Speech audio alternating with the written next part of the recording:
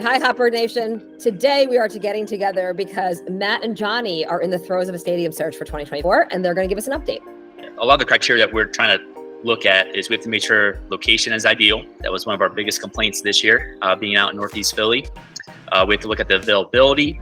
We have to make sure it has locker rooms, a scoreboard, PA sound system, that there's extra space to run our pregame youth clinics.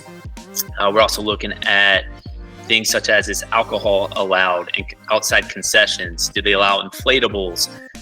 What's the cost of it?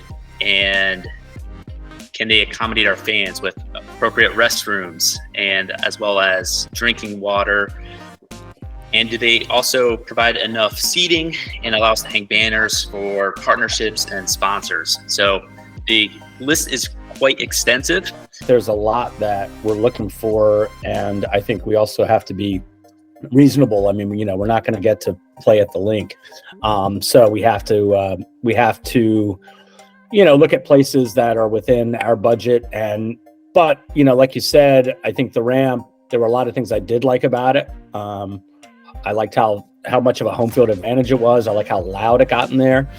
We made some great connections, and we made some great friends up in the Northeast. And so, I think that's a big part of it too. When you're looking at a facility, you don't want to just go in cold and be sitting on an island. I think you want to be around like-minded people. And I think that's a big part of this search. And, it's also tricky because we don't want to bounce around every year. At some point we need to find home. And that's tricky when you're at, our stage of development. There's a big checklist, and we're trying to hit as many of those things as we can. So last year, even though location wasn't ideal, it hit a ton of the other things on that checklist. We had a lot of space for pregame camps. The lighting was actually really good. The games looked good on TV, I thought. And, it was overall a really good partnership. Parks and Rec was just really good to us. So that helped as well. So that was, those were all things that we took into consideration. And obviously fan input is a big part of it too. And we know from the fans that the big complaint, again, was location. It's way up in the Northeast, and that's not really close to our fan base.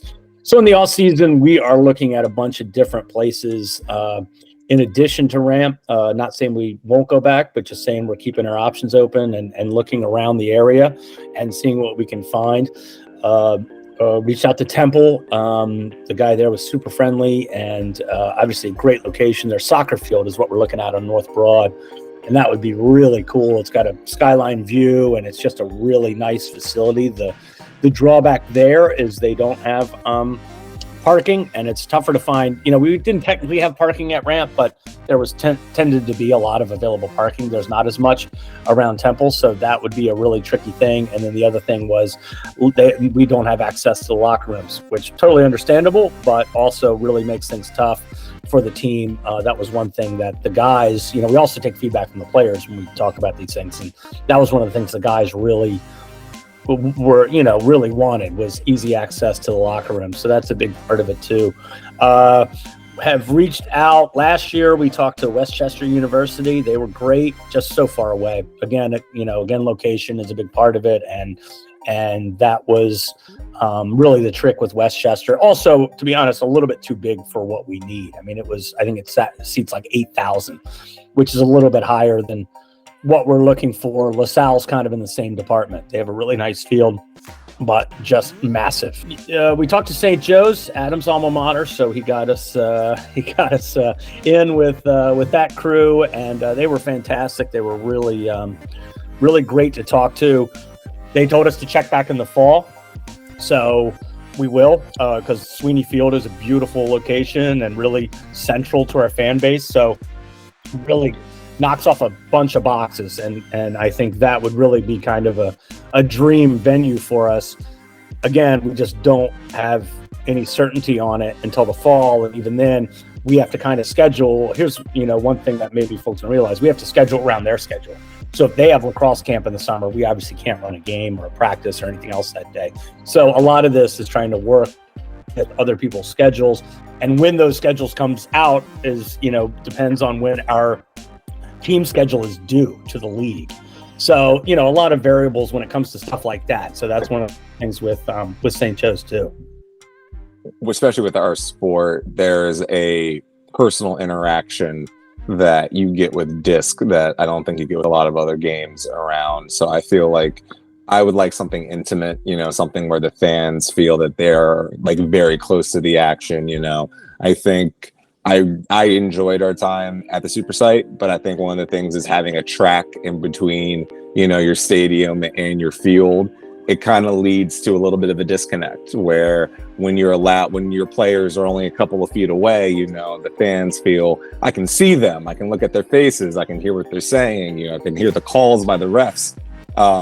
It adds a uniqueness to sports that I think is lost in a lot of professional sports these days. So, and for me as a person who interacts with fans, it's really great to have that, like, okay, the play's right here, the fans are right here, I'm right in the middle, and there's not that much of a gap in between. So, facilities where you can maximize that are really important. I think, our players want that interaction. They don't want to play in galleries. They want to play in places where, we might not get the amount of fans that will fill out a larger high school football stadium. But if we can get something where it makes our fans feel like they're all together, they're all in one position together, that's really paramount to what you're trying to do and instill a culture here. So for me, I care more about like the big picture, like what matters, right? What is the big long-term 3 to 5 to 10-year plan? And for me, we all know that every single time you move stadiums, right, that you put yourself back like 2 years. If you look at what happened this year, we had a fabulous venue in the Super Site. We went from Conshohocken to Center City that was much more accessible than having our stadium right off of 76 where no one in the city can get out on a Saturday, right, because the traffic is terrible, to being right at the intersection of where all the stadiums are, right? And we doubled our fan attendance, right, in 1 year. We did that for 2 years. Things were going fabulous. We moved to the ramp, right? And as expected, our fan attendance dropped, right? It didn't drop as precipitously as I thought it would, which I thought was encouraging for our organization because it shows that we have people who will come somewhere different, right? But like everybody says, it puts you back 2 years, right? And for us, like ticket sales, fan attendance, all that stuff is tied into revenue, to sponsors, to assets, things like that. And so my biggest concern for what we're doing for the next year is how that is juxtaposed into the next like 5 years, right? Like, I don't think that we should be going somewhere where we may be changing in a year. I know we have bigger like long-term vision plans.